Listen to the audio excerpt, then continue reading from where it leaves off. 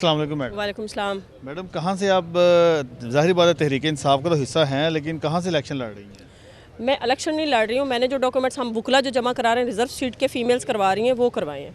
अच्छा, क्या जमा करवाएं आप? हमने अपने डॉक्यूमेंट्स जमा कराए हैं रिजर्व सीट पंजाब असम्बली के यानी लिए। अभी बता नहीं रही हैं आपके कहाँ से इलेक्शन नहीं, बेसिकली मैं इलेक्शन नहीं कंटेस्ट कर रही हूँ। मेरा basically I am from Rajanpur, मेरा साउथ बेल्ट है।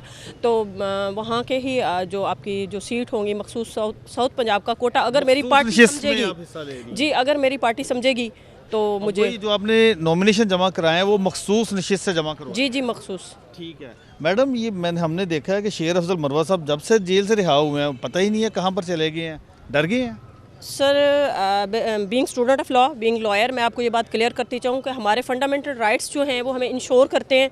देखिए, इन फ्रीडम ऑफ स्पीच है, फ्रीडम ऑफ एक्सप्रेशन, आपका फ्रीडम ऑफ पॉलिटिक्स कि आप किस पार्टी को चूज़ करते हैं, और आपके ये जो फंडामेंटल राइट्स होते हैं ये कोई भी आपके रिस्ट्रेन या इसको रिस्टोर नहीं कर सकता।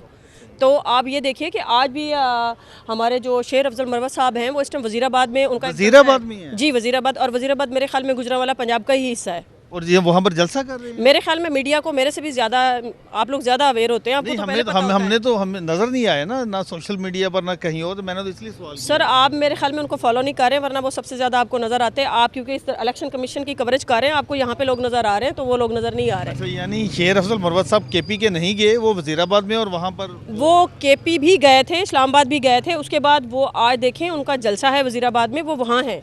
आपकी उनसे जेल से रिहाई के बाद बात हुई है? हमारी आपके सामने जब जेल के बाद उनको हमने उस टाइम सी ऑफ किया था तब भी हम उधर थे। उसके बाद मेरे ख्याल में हम तो उस तरह की लीडरशिप में नहीं आते हैं कि डायरेक्ट उनसे कांटेक्ट करें। जब से उनके साथ ये कंट्रोवर्सी हुई है तब से कांटेक्ट में नहीं है, अदरवाइज़ पहले कभी कांटेक्ट कर लेते थे। यानी जेल में उनके साथ कुछ सख्ती की गई है या इस तरह की चीज़ें कुछ सामने आई हैं? देखें, ये जो पॉलिटिकल विक्टिमाइजेशन होती है इसको मैं यहाँ ना तो एलेबोरेट कर सकती हूँ ना ही डिफ़ाइन कर सकती हूँ, क्योंकि वो आपको पता है जब पॉलिटिकल विक्टिमाइजेशन होती है तो उसमें कुछ भी हो सकता होता है। सही है। और एक मैडम हमने देखा कि मियाँ वाली में कुछ शिकायत आई हैं पीटीआई के बंदों की जानिब से कि उनके नॉमिनेशन पेपर छीने जा रहे हैं। ना सिर्फ मियाँ वाली में, मुल्तान में भी और भक्कर साइड मुल्तान में किससे? वो मेरे ख्याल में मेरे माइंड में स्पेसिफिकली उनका नाम नहीं है। माजरत के साथ खोसा साहब भी प्रेस कॉन्फ्रेंस में उनका जिक्र फरमा रहे थे, तो उनसे नॉमिनेशन पेपर छीन लिए गए हैं। देखें, जो पॉलिटिकल आपका जो कॉन्स्टिट्यूशन है और आपका जो एक खूबसूरती है जमहूर और जमहूरियत की, वो इलेक्शन से होती है। इलेक्शन भी फेयर और ट्रांसपेरेंट होते हैं। ये एक प्रोसेस है जमहूरियत, जमहूर के लिए इलेक्शन एक प्रोसेस होता है कि जिससे गुजर के रिफाइंड होकर चीज़ें, इलेक्शन डे आता है तो आप देखें उसके बाद जो भी पार्टी होती है मेजॉरिटी अथॉरिटी से वोट्स लेके आती है वो सिलेक्ट हो जाती है या इलेक्ट हो जाती है, तो उस पर शायद कम ही लोगों को, अगर एक फेयर प्ले के साथ लोगों को अगर आप पार्टिसिपेट करने दें इलेक्शन में तो लोगों के ऑब्जेक्शन फिर कम रह जाते हैं। नहीं, आप जो बात कर रही हैं कि सिर्फ मियाँ वाली से नहीं छीनेंगे, मुल्तान से भी छीनेंगे और भी इलाकों से, तो वो उन बंदों से जिनसे कागजात छीने गए हैं उन्होंने मकामी police station, RO, election commission में एप्लीकेशन क्यों नहीं दी? सर वही मुकामी आरओ, इलेक्शन कमीशन और वही पुलिस, तो सिस्टम तो है ना? देखिए सिस्टम, वही सिस्टम, जब मेरी बात सुने, सिस्टम में तो जिनके लिए हम, जिनके पास हमने अपनी ग्रीवेंस के लिए जाना है, वही लोग जब हमारे डॉक्यूमेंट छीन रहे तो हम कहाँ जाएं? मेरा सवाल ये है, ठीक है आपके तहफ़्फ़ुज़ात अपनी जगह पर हैं, लेकिन अब सिस्टम तो यही कहता है ना कि अगर किसी को कोई शिकायत है वो मुकामी थाने में एप्लीकेशन जमा करवाएगा। अभी तक किसी मुतासरा बंदे ने किसी थाने में एप्लीकेशन नहीं जमा करवाई, सिर्फ सोशल मीडिया पर रोला डाला हुआ है। मेरे ख्याल में लोगों ने एप्लीकेशन भी जमा कराई हैं। ये अभी इलेक्शन कमिश्नर से मेरी बात हुई है, उन्होंने कहा हमारे पास ना एप्लीकेशन आई है ना हमारे आरओ के पास ये गए हैं, हमें तो पता ही नहीं है ये सारे मामले। सर मेरी बात सुने, डीपीओ मियाँ वाली का भी बयान आ गया, उन्होंने भी कह दिया, रिटर्न स्टेटमेंट हाईकोर्ट में जमा करवाई। उन्होंने कहा जी हमारे पास तो कोई कंप्लेन आई ही नहीं है कि ऐसा कोई वाकया हुआ, ना हम हरासा कर रहे हैं किसी को। मेरे ख्याल में मेरी बात आपको समझ क्यों नहीं आ रही है? जब हम एज ए कैंडिडेचर या हमारे साथ के अलायंस के लोग जा रहे हैं, उनसे डॉक्यूमेंट्स लिए जा रहे हैं और बाकायदा उनको पुलिस ही पकड़ के लेके जा रही है, तो लोग अपनी ग्रीवेंस के लिए कहाँ जाएंगे? जब देखें लोग डर के मारे डॉक्यूमेंट्स जमा नहीं कराने जा रहे, तो एप्लीकेशन किसके पास लेके जानी है? वही पुलिस हमें पकड़ के धर के लेके जा रही है। लाहौर हाई कोर्ट तो है, लाहौर हाई कोर्ट ठीक है, सारी कोर्ट्स हैं, हम लोग क्योंकि प्रैक्टिशनर ऑफ द कोर्ट हैं, हमसे ज़्यादा ये चीज़ें कौन जानता है?